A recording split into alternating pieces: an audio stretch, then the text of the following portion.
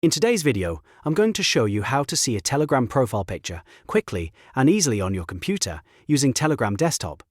This is a really simple process, but if you've ever wanted to view someone's profile photo in full screen, this tutorial will walk you through it step by step. If this video helps, make sure to hit the like button and subscribe for more quick software tutorials. Alright, let's get started. First, open the Telegram Desktop app on your computer. Once it loads, look at the left-hand sidebar and select the chat of the person whose profile picture you want to see. This will open the conversation in the main chat area. At the top of the chat screen, click on the user's name or the small avatar icon. This is what opens their profile details.